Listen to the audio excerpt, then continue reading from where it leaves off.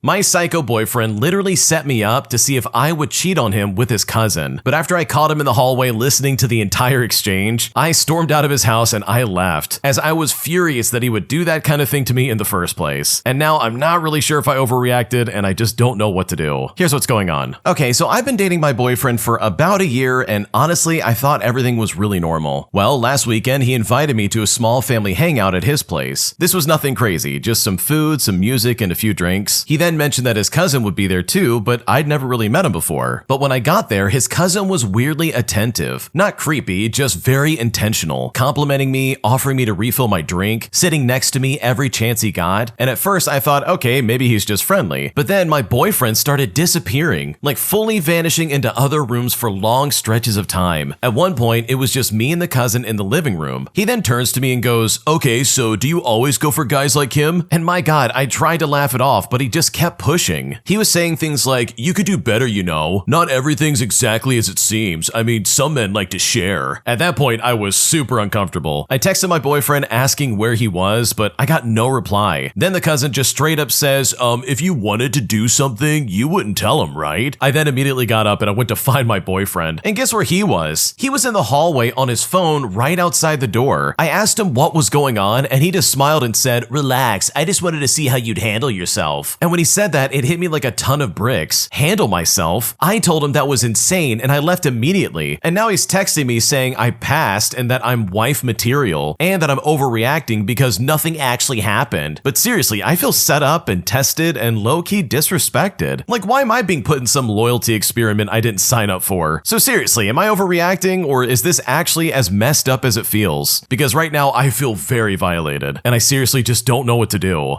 Okay, in my opinion, this is really weird. Loyalty tests or any kind of like, oh, I need to test my relationship, that just screams insecurity and it kind of like proves to me that no, you don't actually like your girlfriend. And it's like, bro, what are we doing right now? This is so weird. I just can't imagine putting someone in that situation and like literally having their creepy cousin be all over them, being like, oh, you wouldn't mind, like some people just share. Come on, let's do something if you want. It's like, dude, I don't know what kind of test I've signed up for, but I almost don't want to pass. I don't want to be with someone like this. Like, this is weird. So yeah, in my opinion, I think your boyfriend is creepy and you can find someone way better than this. Because him needing to test you and try to like figure out if you're loyal or not is just some kind of like humiliation ritual that you absolutely do not have to deal with. If you like Am I the Jerk, you're probably going to love Am I the Genius. Check it out, link down below in the description. Also, go to amithejerk.com/submit if you would like to submit your own stories. Am I the jerk for reminding my roommate of the quiet hours she established as roommates after I found her and her boyfriend literally making so much noise in the kitchen at like 2 o'clock in the morning? Because after this confrontation, she got really pissed off and very defensive with me. And now I'm really not sure what to do. Here's what's going on. I'm a 26-year-old female and I've lived with my roommate, who I will call Patricia, for about 8 months. And about 6 weeks ago, she came to me and said that she had started a new job with early mornings and asked if we could agree on quiet hours after 10 o'clock p.m. No loud music, no calls on speaker, that kind of thing. I thought it was completely reasonable and I agreed immediately, and I've been genuinely very careful about it. I use headphones after 9:30 just to be safe. I take calls in my room with the door closed. I even stopped having friends over on the weekends. Well, last Saturday, I woke up at like 2 o'clock in the morning to my roommate and her boyfriend laughing loudly in the kitchen and watching something on his laptop without headphones on. I waited about 20 minutes thinking they would quiet down, but they simply didn't. I then came out and I reminded her about the 10 o'clock rule, and she said to me, it's the weekend, I don't have work tomorrow. But I said that was never part of the agreement. We said 10 o'clock is the quiet hours and we didn't even mention weekends being exceptions. She then got defensive and said I was being rigid and that obviously the rule was about her work schedule and not about controlling her weekend. So I told her that if the rule only applies when it's convenient for her, then it doesn't really apply to me either. Now, she's been pretty cold with me ever since then, and even told our mutual friend that I ambushed her at 2 o'clock in the morning over nothing. I feel like I was being fair, but now I'm kind of second guessing myself. So am I the jerk here? Because I really don't know what to do. Okay, your roommate is so entitled. This is so stupid. If you're making noise at 2 o'clock in the morning, be prepared for me to be pissed off. Like, I don't care who you are. Especially if I've gone out of my way to accommodate your schedule. Like, if you're waking me up on the weekends at 2 in the morning to you and your stupid boyfriend, then yeah, I'm gonna be pissed off and be like, yeah, you better figure your stuff out. This is not acceptable. So no, you're not the jerk. This seems like your roommate's like, you need to be quiet, but I don't have to be quiet. And that is super unfair and absolutely something I would completely ignore moving forward. My idiotic mother keeps calling for wellness checks on me anytime she thinks I might be having a depressive episode. And things even got so bad that the cops ended up showing up to my house like 3 different times, putting me in situations that were terrifying and incredibly annoying. And now I really just don't know what to do moving forward. Here's what happened. Okay, I want to start off by saying that I've always suffered from depression. I was first diagnosed when I was about 10 years old. About 12 years ago, when I was around 25, I went through a somewhat nasty breakup. I was feeling pretty rotten, so I called my mother just to vent. Well, she didn't answer, so I left a voicemail saying, "Hey, can we talk?" And then I went to sleep. About 3 hours later, at 3 o'clock in the morning, I'm in my bed sleeping. I then hear a bunch of banging on my apartment door. I'm not expecting anyone, and I assume it's for my roommate, so I ignore it and I go right back to sleep. Then, like 20 minutes later, someone opens the front door and starts shouting. They say, "Hey, come on out and make yourself known. Come out with your hands up. I repeat, come out with your hands up." Now, I'm just like, what in the world is going on? I start putting on clothing, and while I'm still half naked, a bunch of sheriff deputies barge into my room with their weapons pointed at me and start shouting at me to put my hands up. I'm legit freaking out. I have no clue what's going on. They tell me to finish getting dressed, and I do. Then they demand I hand them my phone unlocked, and I do so. They then start going through my phone, but I guess they don't find anything that they're looking for. Then they demand to see my medication. I had a couple of bottles of antidepressants, anti-anxiety, some stomach medication, and a bottle of over-the-counter sleep aid. All of my prescriptions were in various states of fullness, but the sleep aid was almost empty. Mind you, I still have no clue what is going on. So they see the nearly empty bottle and then radio for emergency services. So they just assume that I downed the entire bottle without even asking me first. Well, EMS arrived and they started asking me questions, asking about my medications, asking why the bottle was almost empty. It was only after EMS arrived that I started to find out what was going on. I mean, the deputies refused to tell me anything, and the EMS actually acknowledged my existence and answered my questions. They checked me out and concluded that I was fine. And it's here that I was informed that my mother called 911 and told them that I was in the process of hurting myself, if you know what I mean. She freaking did this all because I left a voicemail saying that I wanted to talk. She didn't bother calling me back. She didn't text me asking what was up. Literally nothing. After all of this cleared up and everybody left, I called my mother again asking her what she was doing. But all she had to say was that she was worried. I told her if she was so worried, she should have called me back to talk to me. I also told her to never do this ever again. But guess what? She did it again 2 more times. Once because she texted me at 5 o'clock in the morning and I didn't reply right away. And the other time, I can't even remember the reason. After 3 wellness checks with the cops coming to me with their weapons drawn and thoroughly searching and concluding that there's absolutely nothing wrong with me, they started refusing her future requests. And yeah, after 3 checks, she still continued to attempt more. But fortunately, they all got denied. Oh man, that is like a fast track for me to never talk to you ever again. Holy crap. She seriously sat there and said, "Oh, instead of talking to you, let's just call the police. Let's do a wellness check. Let's make this really bad." Because dude, this is such an overreaction. This is not fair for the original poster. And I guarantee you this is also not what they wanted. They didn't want some big show and tell with the cops getting involved. They probably just wanted someone to talk to that first time. And as someone with depression myself, this is literally the worst way to handle it. Just jumping to some weird conclusion and saying, "Okay, I gotta call the police for a wellness check." It's like, no dude, maybe call me back and talk to me. Don't just assume that I've done the worst. Like, dude, at least like reach out to me. And seriously, like if someone's reaching out and you know they have mental health issues, the least you can do is hear them out, especially because they probably reached out to you first because they feel they trust you. And that's a huge honor. Like, you really should not waste that. So I know if I was in this situation and my mom did this 3 times, bro, I don't think I could ever come back from that. I would never trust them with anything like that ever again. I would request that they stop contacting me, and I would set up a different safety plan with someone else for me to reach out to, because holy crap, this was unacceptable and very inappropriate. Am I the jerk for leaving my friend's dinner party early after it became abundantly clear that she had set me up with a guy I had no idea about, as this dinner party very quickly became a date that I didn't want to be a part of? Because right now I'm still very upset about this and I just don't know what to do about it. Here's what's happening. Okay, for a bit of context, I have this friend who I will call Claire, who I've known for about 6 years at this point. A few weeks ago, she invited me to a small dinner at her place with just a few close friends. And you know what? I said yes. I like Claire's dinners, she's a good cook, and the people she usually invites are fun to be around. I showed up in a pretty casual outfit, jeans and a nice top, not dressed for anything in particular. When I arrived though, there were 4 people there including me. The other 2 guests were Claire's coworker and a man I've never met who I will call Daniel for the sake of the story. Within about 10 minutes, it became very obvious that Claire had told Daniel about me in advance and framed the whole evening as some kind of setup. In fact, he was asking me very date-like questions. Claire also kept making comments like, "I told you she was funny," and at one point she literally winked at me from across the table. But I had not been told about any of this before beforehand. I felt completely ambushed and honestly embarrassed, not because of Daniel, who seemed like a perfectly fine person, but because I had been maneuvered into a situation without my consent, and I had no time to mentally prepare or even decide if I wanted to participate. I stayed for about an hour. I then said I had an early morning, and then I left. Well, Claire called me the next day and said that I had been rude to Daniel, and I made the evening awkward by leaving. I told her I wish she had asked me first, but she said she knew that I would have said no and that she was just trying to help out. So am I the jerk for leaving this situation? Because honestly, right now, I'm still pretty pissed off. No, you're not the jerk. I would have done the same thing. I can't stand it when people set me up like this. If you have someone that you're like, yeah, you would really like this girl, you should check her out, then please let me know ahead of time so I can prepare. Don't catch me with my guard down like that. That's so messed up in my opinion. And sure, some people might thrive in those situations, but I'm like the original poster. I would much rather know ahead of time instead of just being surprised like that. Like that really sucks and it's very rude. So no, you're not the jerk. I would have done the exact same thing. Today, I wanted to confess that I have been slowly ruining my ex-boyfriend's gaming rank for almost 6 months now, and he's now convinced that he somehow just has some really bad luck or he's somehow burning out, despite the fact that it's been me the entire time. Here's how I did it. Okay, for a bit of context, we broke up about half a year ago, and it was messy. He was the kind of guy who spent more time on his rank in this specific competitive shooter than he ever did on our relationship. We literally missed my sister's birthday because he had placement matches that he couldn't leave. When I moved out, I realized that he never changed his password on the shared tablet we use for Netflix, which was also linked to his main gaming account for some reason. Every couple of nights when I was bored or feeling particularly petty, I logged in for about 10 minutes while I know that he was at work or asleep. I didn't do anything huge that would get the account banned because that would end the fun too quickly. Instead, I just dismantle a few of his rarest crafting materials or sell off his mid-tier skins for basically nothing. In fact, last week I went in and slightly tweaked his sensitivity settings and keybinds by just a tiny fraction. It's just enough to make his muscle memory fail, but not enough for him to realize that someone messed with the hardware. I then saw him posting on a forum recently complaining that he feels like he's losing his mind because he keeps dropping rank and his aim feels off. He thinks it's just burnout or some kind of like weird bug in the game. It is the most pathetic thing, but seeing him stress over those digital points gives me more closure than any therapy ever could. I know I should just log out and move on with my life, right? But honestly, I enjoy being the invisible ghost that ruins his only personality trait.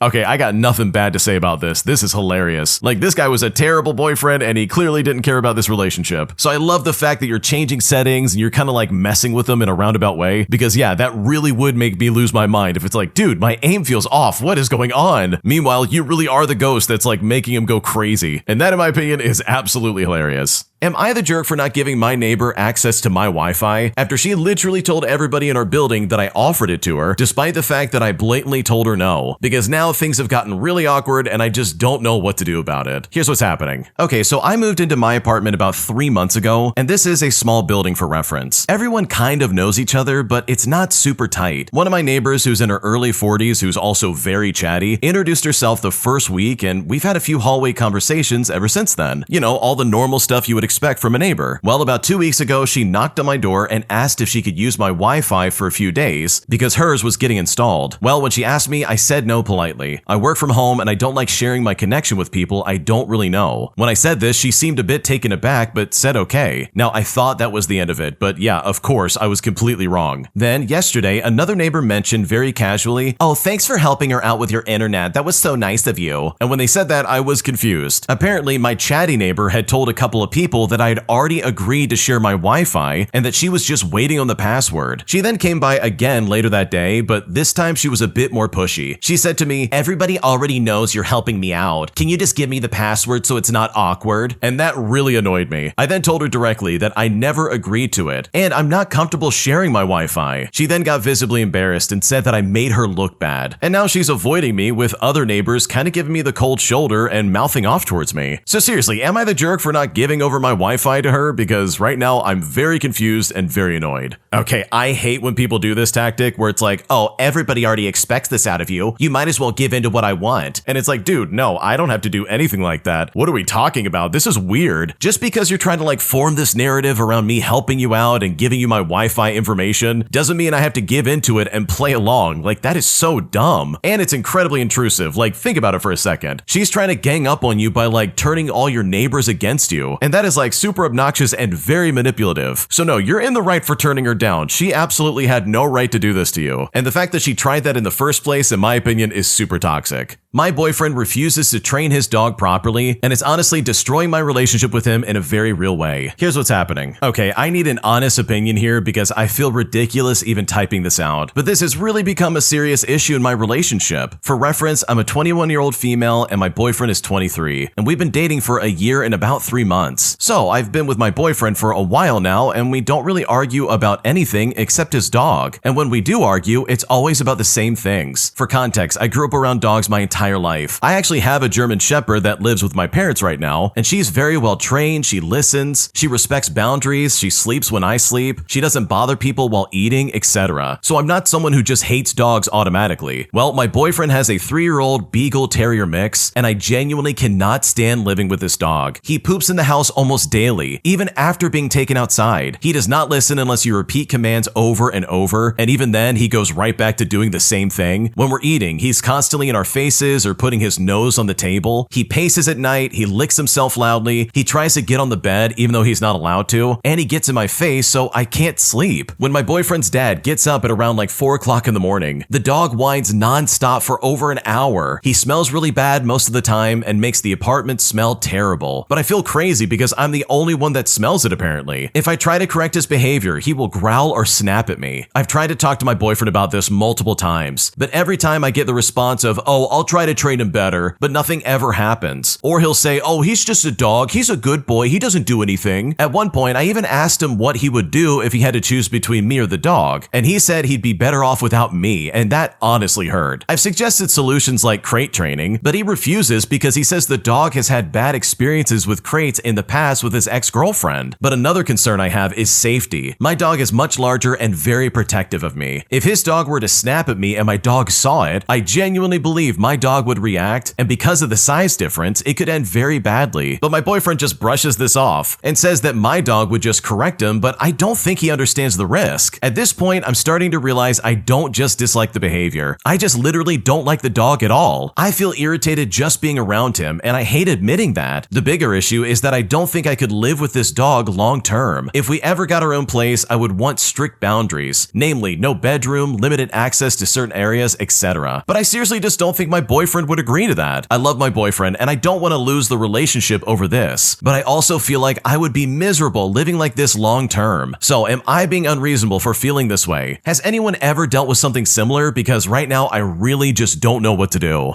Okay, I gotta be completely honest, and this is just my opinion, but if I was with someone who refused to train their dog and their dog was this intrusive, I would probably want to break up with them. And I'm not saying the original poster should do that, but this really is a deal breaker for me. Because you don't have a dog problem, you've got a boyfriend problem. If they're that lazy, they don't want to be like, okay, maybe the dog shouldn't poop in the house. Or, oh, I don't know, maybe the dog should be in a crate when we're eating our food because he's sticking his nose on our plates. Like, dude, I don't care who you are, this is such unacceptable behavior that easily could be fixed if this guy actually cared. And that's the thing, I don't think this guy cares. He's using the excuse of, oh, he's a good dog, he's just a little boy, who cares? But it's like, dude, you're living in a nightmare. The house smells like crap, you literally can't get any sleep, and no one seems to be willing to do anything about it, and that would drive me nuts. So no, I don't think you're in the wrong for being upset about this, because if there's anyone to blame for this scenario, it definitely is your boyfriend. Am I overreacting for the way my boyfriend hypes up conversations he wants to have with me? Because what he thinks is a cute way of like including me in his thought process, in reality actually stresses me out beyond end. Because right now I don't know how to address it and I don't know what to do. Here's what's happening. Okay, so this is kind of small admittedly, but it's been building up and now I can't tell if I'm being dramatic. My boyfriend and I have been together for about a year, and overall things are good. He's thoughtful, he plans dates, he remembers little details, etc. But he has this one habit that is starting to genuinely get on my nerves. He literally pre-orders conversations. I really just don't know how else to describe it. Basically, before we hang out, he'll text me something like, hey, later on, I want to tell you a funny story about something that happened at work today. Or he'll say, oh, remind me tonight to ask you something kind of serious. Now, at first, I thought it was cute, like he was excited to talk to me, but then it started happening all the time, like multiple times a day at that. The problem is, when he does this, I spend hours wondering what he's going to say. If he says something like, oh, it's serious, I get anxiety thinking something's wrong. Or if he says it's funny, I feel this like weird pressure to react the right way when he finally tells it. And sometimes the story isn't even that interesting. Like he will build it up all day and then it's just like a mildly awkward interaction with his coworker or something like that. Then I feel guilty for being underwhelmed because he seemed so excited earlier. I've told him gently that it kind of stresses me out when he previews conversations like that, but he says that he's just trying to include me in his thought process and give me something to look forward to, which I totally get, but it doesn't land that way for me at all. Last night he texted me, "I have something kind of important to bring up later. It's not bad though." And I spent the entire evening low-key anxious about it, only for this to be about whether we should be splitting groceries differently. I didn't react badly or anything like that, but internally I was like, why did this need a trailer? I'm starting to feel a bit irritated every time I see one of those text messages pop up, which feels like such a dumb thing to be bothered by. He's not doing anything malicious, and I know some people would probably find this sweet, but it's gotten to the point where I almost want to tell him to just say the thing or don't mention it at all. So am I overreacting for being annoyed by this? Because right now I don't know what else to do with him. Okay, in my opinion, this would also kind of stress me out. If my girlfriend was like, "Oh, I've got something serious to talk about. I'll see you in 7 hours." That would be 7 miserable hours of like, what's going on? Is she breaking up with me? Did someone pass away in her family? Like, what's happening right now? Only for it then to be what the original poster is describing. Something mild or awkward, but that's about it. Like, I really don't like when someone tries to hook your attention like that, only for it to be a huge letdown. So no, you're not overreacting. This sounds really annoying. And yeah, it would be cute for like the first few times, but for this to constantly happen would be really obnoxious.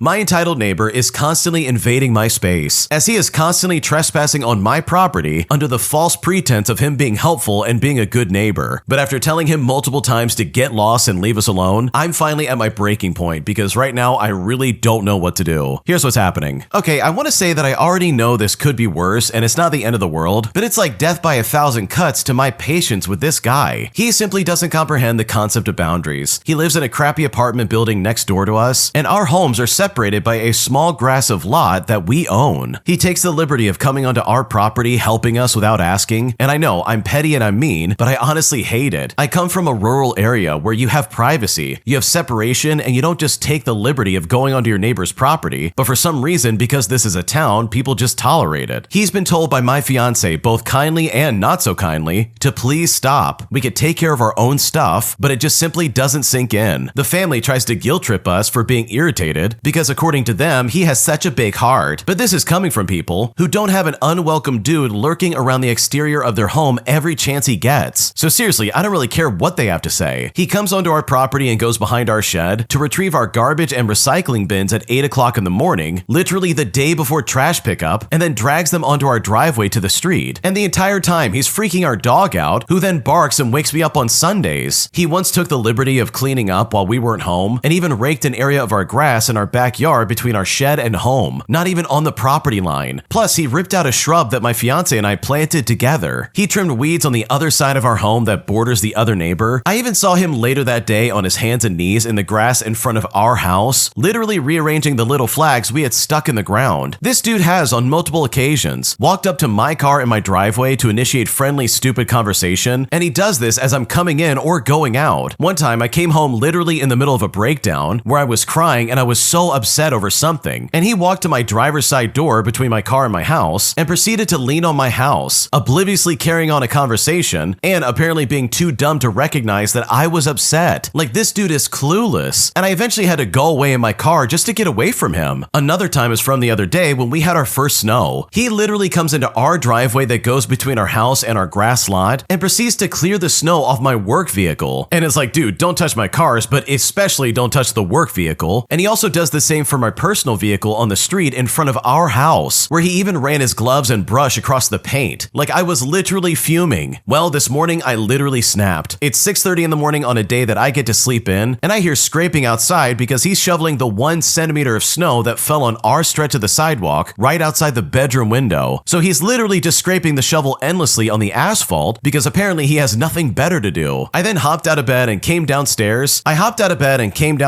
just in time to see him 2 inches from my living room window, wedged between my work vehicle and house, clearing snow off of said vehicle. The living room window that's supposed to be safe and blocked by my work car so I can get light in without the outside world seeing me in my home. So I grabbed my keys, and the second he put his hands on my personal vehicle, I hit the panic alarm. He then stopped and stared at the house until the alarm stopped, and when he went to continue his mission, I hit the panic alarm again. And after that happened, he acted annoyed and walked away, scraping his way back to his home where he absolutely belongs. So seriously, I wish this guy would stay away from my house. Stay off of my property, get off of my driveway, and keep your hands off of my vehicle. I can't wait to move back to the country and leave this fishbowl crap behind. Until then, my petty level will be at 1,000 with my car keys in hand, because apparently this guy has to be trained like a dog, where the sound of a car alarm will eventually mean that no, you can't do that. Okay, this is one of those situations where like, dude, you might need to either get a fence or call the police. And just glancing over the comments, pretty much everybody else agrees, dude. Like, holy crap, this guy is absolutely invading your personal space, and that is not okay. He's touching your vehicle, he's disturbing the peace, he's literally scraping the sidewalk. It's like, dude, get out of here. Seriously, get a life and go away. And the original poster has tried to do it the right way. They've tried to be kind, they've tried to be like, okay, get off our property, go away. They've literally done everything they can to get this person away from them, but they're just ignoring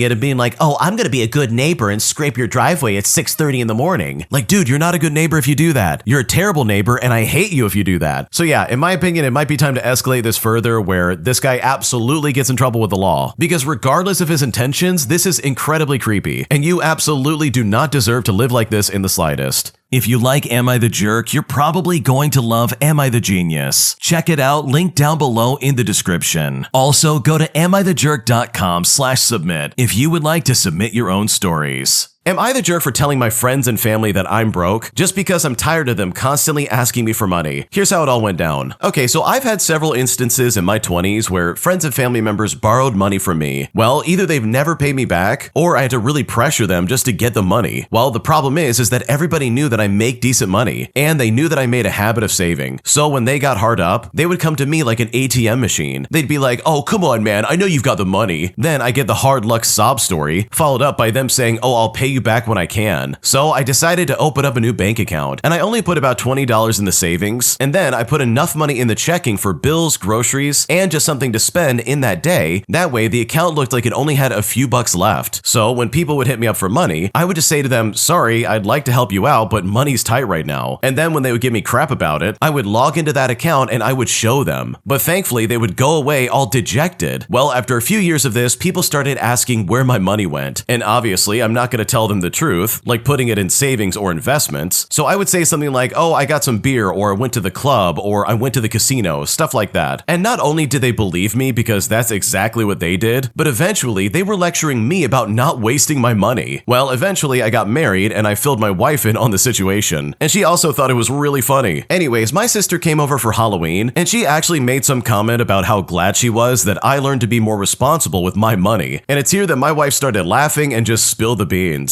And when my sister confronted me, I confirmed that it was true. I then told her that I wasn't 20 anymore, and if she hit me up for money, the answer was still no. Well, she ended up telling the rest of the family. And truly, some people think it is hilarious, but others think that I'm a tightwad jerk. Some people have asked me how much I have, and I just tell them that it's none of their business. So seriously, am I the jerk here? Because honestly, I'm not really sure. Dude, if anyone came knocking at my door and being like, oh, I need money right now. You save your money and manage it well. Give me some of your wealth. Like, dude, I would lose my mind. Like, why am I the ATM machine suddenly just because you're irresponsible with your money? And you can bet the only reason they're trying to lecture you about saving money is so that they can like try to reap the benefits from it. Like, that is so obnoxious. So no, you're definitely not the jerk. You didn't do anything wrong. And in my opinion, I think it's a brilliant way of getting people off your back. An entitled girl I was trying to go on a date with literally ghosted me after we made plans to go on a date together. So I got some petty revenge by literally setting her up and doing the exact same thing to her. Here's what happened. Okay, so I'm a 24-year-old male, but back when I was about 20 years old, I was talking to this girl. She was maybe about 19 years old, and we started talking on Tinder. Everything was going super good, the conversations were good, and we joked around a lot. A couple of weeks into us talking, we decided that we should meet up and go on a date. She lived roughly an hour and a half away from me, so by no means was it something that we could just plan on a whim and make it worth the time. So we set a day and a time and a few things that we wanted to do. We talked for days before the date. She took the day off and I cleared my schedule. And all the way up until the day of our date, it was honestly all we talked about. Like we were really excited to be seeing each other for the first time. On the day of the date, I got up early and I got ready. I cleaned my truck really good. And then I texted her asking if she was ready too. She then responded by saying that she was almost ready and she would text me when she was done and to not leave before then. So I waited an hour. I texted her again, but this time there was no response. I then waited another hour. I texted her again and still I got nothing. So by the time it hit 3:00 p.m., I figured we probably weren't going on the date, but I texted her again anyways and I still got nothing. Well, fast forward to 2 days later and she texted me and apologizes for ghosting me. She said that she just changed her mind that day about going on the date. I then asked her if everything was okay and she said everything was great and that she just wasn't in the mood for a date that day. Well, fast forward to about another week later and we arranged for another date. At this point in time, I was pretty much over going on a date with this girl because it really felt like she was just trying to waste my time. So in petty revenge fashion, I texted her and said I'm ready to leave. But here's the thing, I had no intention of actually going to pick her up. I then got a response back from her saying that she was ready too. Well, I told her I was on my way and it took her maybe like 2 hours to figure out I wasn't coming. She texted me several times and I didn't respond until about 2 days later saying that I fell asleep. Obviously she didn't buy it, but oddly enough, she wasn't mad or upset. She actually found it funny and said that we were even and that we should actually go on a date now. Well, I never went on a date with her. We did stay friends and talk for a while, but it never became more than that. And I'm honestly happy that we never went on any dates. Oh my god, that sounds exhausting. Dude, I cannot imagine dealing with that. Like, the first time that happened would have been like the last time. And she didn't respond to you for like 2 days after that happened. Like, dude, there's no way I would ever put up with that. So good for you for getting that revenge. I think that is like the best way of like kind of settling the score. But I am seriously surprised that you ever stayed friends with this person. Because I feel like that would be a deal breaker and I would probably just move on and not want to deal with him again.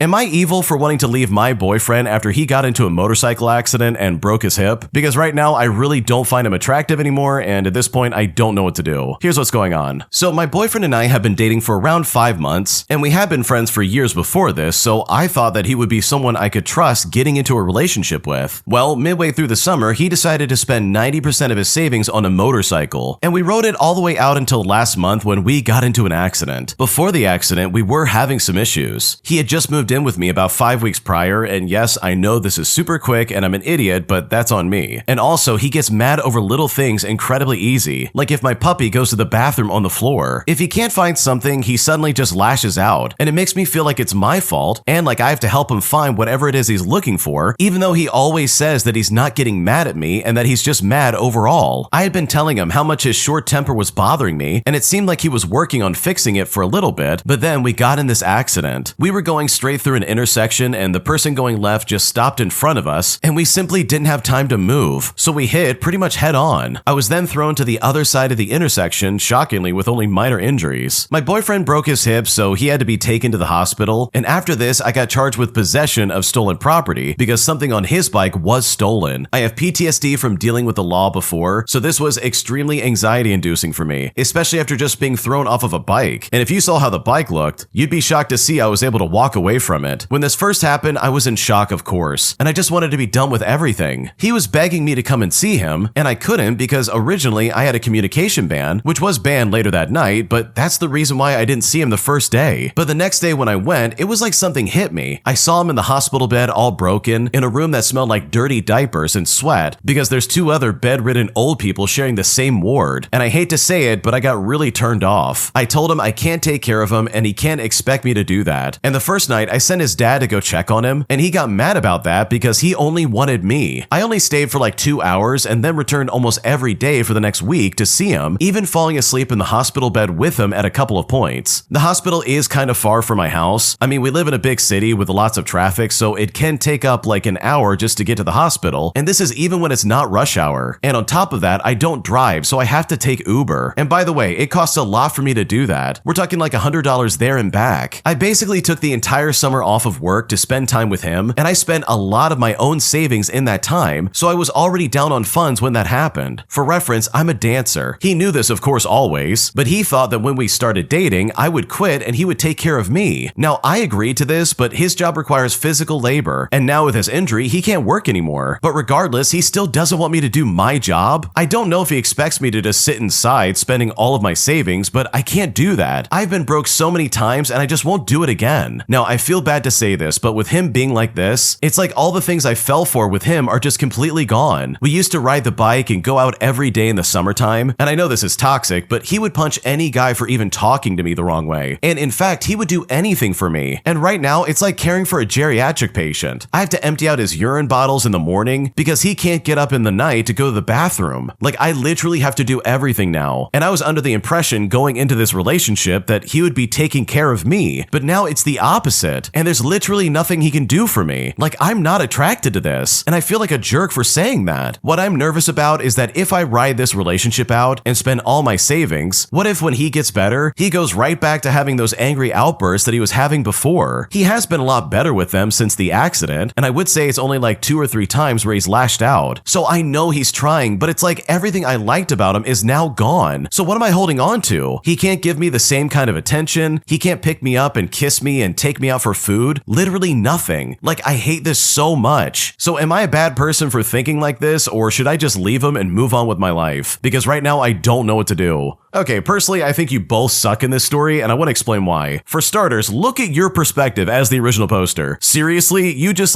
basically spelled out that no, you never loved this guy, and you only cared about him for what he did for you. Like, I don't think there's a genuine caring bone in your body. Like, holy crap. The entire time he's sitting there with a broken hip, he's peeing into bottles, and you're trying to be like, oh wow, this is really turning me off. He used to pick me up and take me on dates and punch people for even looking at me, but now he doesn't do any of that. I'm not attracted to this. Like, dude, you suck as a girlfriend. Like, holy crap. But on the other hand, your boyfriend is not a winner. This guy's the walking embodiment of a boyfriend who mistreats his girlfriend. He has angry outbursts, he's controlling, he told you to quit your job so that he can take care of you, he's spending all of your savings, plus he spent 90% of his savings on a motorcycle, and you didn't say anything to be like, hey, maybe this is a bad idea. Like, holy crap, neither of you are good people in this situation. So no, I don't think you would be a bad person for leaving this guy, because honestly, you should have left him a long time ago, because this entire scenario screams not compatible. Holy crap, get out while you can. And I think you both need to work on yourself and find better people than this. An entitled mom allows her kid to run rampant at a public park, as this kid starts getting physical with both me, my husband, and my 1-year-old daughter. But after I confront this Karen about her idiot kid, she said that I need to cut him some slack simply because he's autistic, putting me in a situation where I literally shut her down for being a bad parent. Here's what happened. Okay, I want to start off by saying that the park is not your free babysitter. It is a public space and you still have to parent your child while you're there. And when you don't, it ruins public spaces for everybody else. Now with that in mind, my husband and I took our daughter to the park, and there were 2 women there with their kids playing. At our park, there is 3 separate playgrounds, and we always try to take our daughter to an empty one if possible, because she's only like 1.5 years old and kind of slow moving on the equipment, and we know that can be annoying for some of the older kids wanting their turns. Well, that's exactly what we did this time, and when we did that, the group of kids followed us to the playground, which by the way, this happens a lot and we are totally okay with it. Our baby loves watching older kids go down the slide and all this other stuff. We will usually get on the equipment with her to make sure she doesn't fall off the top of the slide or do something crazy since she is so little. This is also especially true when other kids are playing, just so we can help her along quicker and the other kids can get their turns. Now, one of the boys was probably about 5 years old and was being super aggressive and literally trying to force past us to go down the slide while we were trying to help our daughter take her turn. We were literally having to block him from bulldozing her with our bodies, and he was pushing and shoving us. We both were saying stuff like, oh, we have to take turns, don't push me, keep your hands to yourself,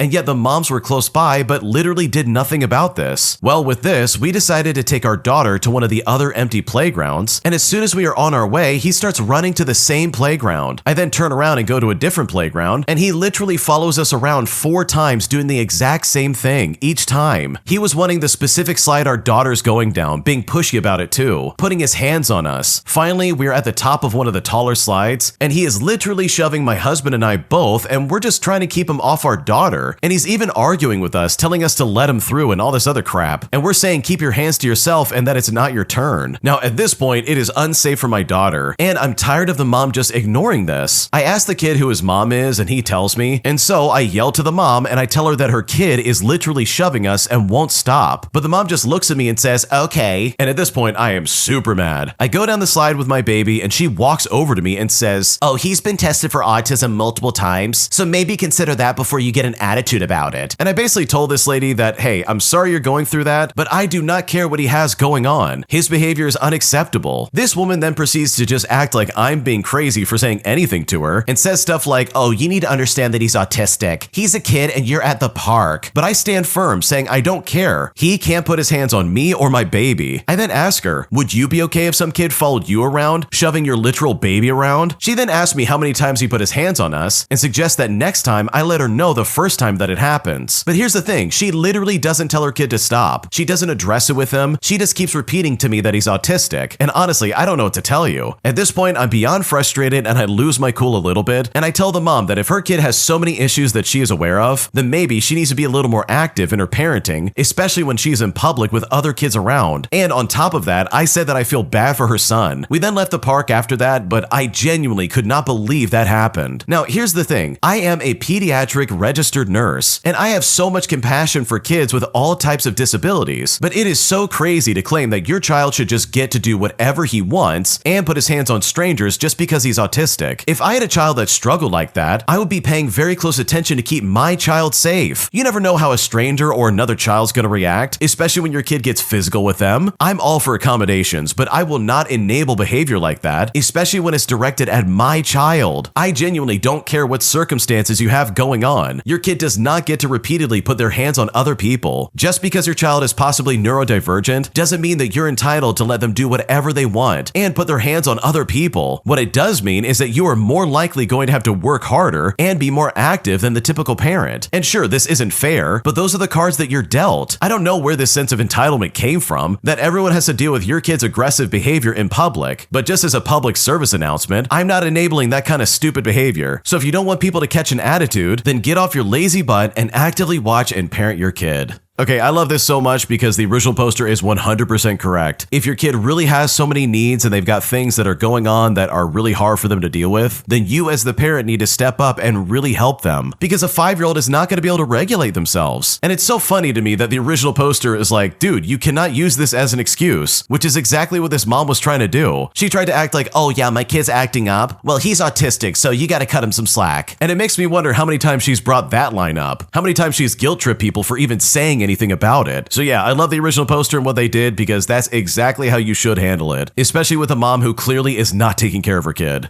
My entitled neighbor is constantly invading my space, as he is constantly trespassing on my property under the false pretense of him being helpful and being a good neighbor. But after telling him multiple times to get lost and leave us alone, I'm finally at my breaking point, because right now I really don't know what to do. Here's what's happening. Okay, I want to say that I already know this could be worse and it's not the end of the world, but it's like death by 1,000 cuts to my patience with this guy. He simply doesn't comprehend the concept of boundaries. He lives in a crappy apartment building next door to us, and our homes are separated by a small grass of lot that we own. He takes the liberty of coming onto our property, helping us without asking, and I know I'm petty and I'm mean, but I honestly hate it. I come from a rural area where you have privacy, you have separation, and you don't just take the liberty of going onto your neighbor's property, but for some reason, because this is a town, people just tolerate it. He's been told by my fiance, both kindly and not so kindly, to please stop. We could take care of our own stuff, but it just simply doesn't sink in. The family tries to guilt trip us for being irritated because according to them, he has such a big heart. But this is coming from people who don't have an unwelcome dude lurking around the exterior of their home every chance he gets. So seriously, I don't really care what they have to say. He comes onto our property and goes behind our shed to retrieve our garbage and recycling bins at 8 o'clock in the morning, literally the day before trash pickup, and then drags them onto our driveway to the street. And the entire time, he's freaking our dog out, who then barks and wakes me up on Sundays. He once took the liberty of cleaning up while we weren't home, and even raked an area of our grass in our backyard backyard between our shed and home, not even on the property line. Plus, he ripped out a shrub that my fiance and I planted together. He trimmed weeds on the other side of our home that borders the other neighbor. I even saw him later that day on his hands and knees in the grass in front of our house, literally rearranging the little flags we had stuck in the ground. This dude has, on multiple occasions, walked up to my car in my driveway to initiate friendly, stupid conversation, and he does this as I'm coming in or going out. One time, I came home literally in the middle of a breakdown where I was crying and I was so upset over something, and he walked to my driver's side door between my car and my house and proceeded to lean on my house, obliviously carrying on a conversation and apparently being too dumb to recognize that I was upset. Like, this dude is clueless, and I eventually had to go away in my car just to get away from him. Another time is from the other day when we had our first snow. He literally comes into our driveway that goes between our house and our grass lot and proceeds to clear the snow off my work vehicle. And it's like, dude, don't touch my cars, but especially don't touch the work vehicle. And he also does the same for my personal vehicle on the street in front of our house, where he even ran his gloves and brush across the paint. Like, I was literally fuming. Well, this morning I literally snapped. It's 6:30 in the morning on a day that I get to sleep in, and I hear scraping outside because he's shoveling the 1 centimeter of snow that fell on our stretch of the sidewalk right outside the bedroom window. So he's literally just scraping the shovel endlessly on the asphalt because apparently he has nothing better to do. I hopped out of bed and came downstairs just in time to see him 2 inches from my living room window, wedged between my work vehicle and house, clearing snow off of said vehicle. The living room window that's supposed to be safe and blocked by my work car so I can get light in without the outside world seeing me in my home. So I grabbed my keys, and the second he put his hands on my personal vehicle, I hit the panic alarm. He then stopped and stared at the house until the alarm stopped, and when he went to continue his mission, I hit the panic alarm again. And after that happened, he acted annoyed and walked away, scraping his way back to his home where he absolutely belongs. So seriously, I wish this guy would stay away from my house. Stay off of my property. Get off of my driveway and keep your hands off of my vehicle. I can't wait to move back to the country and leave this fishbowl crap behind. Until then, my petty level will be at 1,000 with my car keys in hand, because apparently this guy has to be trained like a dog, where the sound of a car alarm will eventually mean that no, you can't do that. Okay, this is one of those situations where, like, dude, you might need to either get a fence or call the police. And just glancing over the comments, pretty much everybody else agrees, dude. Like, holy crap, this guy is absolutely invading your personal space, and that is not okay. He's touching your vehicle, he's disturbing the peace, he's literally scraping the sidewalk. It's like, dude, get out of here. Seriously, get a life and go away. And the original poster has tried to do it the right way. They've tried to be kind, they've tried to be like, okay, get off our property, go away. They've literally done everything they can to get this person away from them, but they're just ignoring it and being like, oh, I'm gonna be a good neighbor and scrape your driveway at 6:30 in the morning. Like, dude, you're not a good neighbor if you do that. You're a terrible neighbor, and I hate you if you do that. So yeah, in my opinion, it might be time to escalate this further, where this guy absolutely gets in trouble with the law. Because regardless of his intentions, this is incredibly creepy, and you absolutely do not deserve to live like this in the slightest. If you like Am I the Jerk, you're probably going to love Am I the Genius. Check it out, link down below in the description. Also, go to amithejerk.com/submit if you would like to submit your own stories. Am I the jerk for telling my friends and family that I'm broke just because I'm tired of them constantly asking me for money? Here's how it all went down. Okay, so I've had several instances in my 20s where friends and family members borrowed money from me. Well, either they've never paid me back, or I had to really pressure them just to get the money. Well, the problem is that everybody knew that I make decent money, and they knew that I made a habit of saving. So when they got hard up, they would come to me like an ATM machine. They'd be like, oh, come on, man, I know you've got the money. Then I get the hard luck sob story, followed up by them saying, oh, I'll pay you back when I can. So I decided to open up a new bank account, and I only put about $20 in the savings, and then I put enough money in the checking for bills, groceries, and just something to spend in that day. That way the account looked like it only had a few bucks left. So when people would hit me up for money, I would just say to them, sorry, I'd like to help you out, but money's tight right now. And then when they would give me crap about it, I would log into that account and I would show them. But thankfully they would go away all dejected. Well, after a few years of this, people started asking where my money went. And obviously I'm not going to tell them the truth, like putting it in savings or investments. So I would say something like, oh, I got some beer, or I went to the club, or I went to the casino, stuff like that. And not only did they believe me because that's exactly what they did, but eventually they were lecturing me about not wasting my money. Well, eventually I got married and I filled my wife in on the situation, and she also thought it was really funny. Anyways, my sister came over for Halloween, and she actually made some comment about how glad she was that I learned to be more responsible with my money. And it's here that my wife started laughing and just spilled the beans. was. And when my sister confronted me, I confirmed that it was true. I then told her that I wasn't 20 anymore, and if she hit me up for money, the answer was still no. Well, she ended up telling the rest of the family. And truly, some people think it is hilarious, but others think that I'm a tightwad jerk. Some people have asked me how much I have, and I just tell them that it's none of their business. So seriously, am I the jerk here? Because honestly, I'm not really sure. Dude, if anyone came knocking at my door and being like, "Oh, I need money right now. You save your money and manage it well. Give me some of your wealth." Like, dude, I would lose my mind. Like, why am I the ATM machine suddenly just because you're irresponsible with your money? And you can bet the only reason they're trying to lecture you about saving money is so that they can like try to reap the benefits from it. Like, that is so obnoxious. So no, you're definitely not the jerk. You didn't do anything wrong. And in my opinion, I think it's a brilliant way of getting people off your back. An entitled girl I was trying to go on a date with literally ghosted me after we made plans to go on a date together. So I got some petty revenge by literally setting her up and doing the exact same thing to her. Here's what happened. Okay, so I'm a 24-year-old male, but back when I was about 20 years old, I was talking to this girl. She was maybe about 19 years old, and we started talking on Tinder. Everything was going super good, the conversations were good, and we joked around a lot. A couple of weeks into us talking, we decided that we should meet up and go on a date. She lived roughly an hour and a half away from me, so by no means was it something that we could just plan on a whim and make it worth the time. So we set a day and a time and a few things that we wanted to do. We talked for days before the date. She took the day off and I cleared my schedule, and all the way up until the day of our date, it was honestly all we talked about. Like, we were really excited to be seeing each other for the first time. On the day of the date, I got up early and I got ready. I cleaned my truck really good, and then I texted her asking if she was ready too. She then responded by saying that she was almost ready, and she would text me when she was done and to not leave before then. So I waited an hour, I texted her again, but this time there was no response. I then waited another hour, I texted her again, and still I got nothing. So by the time it hit 3 o'clock p.m., I figured we probably weren't going on the date, but I texted her again anyways, and I still got nothing. Well, fast forward to 2 days later, and she texted me and apologizes for ghosting me. She said that she just changed her mind that day about going on the date. I then asked her if everything was okay, and she said everything was great, and that she just wasn't in the mood for a date that day. Well, fast forward to about another week later, and we arranged for another date. At this point in time, I was pretty much over going on a date with this girl because it really felt like she was just trying to waste my time. So in petty revenge fashion, I texted her and said I'm ready to leave. But here's the thing, I had no intention of actually going to pick her up. I then got a response back from her saying that she was ready too. Well, I told her I was on my way, and it took her maybe like 2 hours to figure out I wasn't coming. She texted me several times and I didn't respond until about 2 days later, saying that I fell asleep. Obviously, she didn't buy it, but oddly enough, she wasn't mad or upset. She actually found it funny and said that we were even and that we should actually go on a date now. Well, I never went on a date with her. We did stay friends and talk for a while, but it never became more than that, and I'm honestly happy that we never went on any dates. Oh my god, that sounds exhausting. Dude, I cannot imagine dealing with that. Like, the first time that happened would have been like the last time. And she didn't respond to you for like 2 days after that happened. Like, dude, there's no way I would ever put up with that. So good for you for getting that revenge. I think that is like the best way of like kind of settling the score. But I am seriously surprised that you ever stayed friends with this person, because I feel like that would be a deal breaker and I would probably just move on and not want to deal with him again.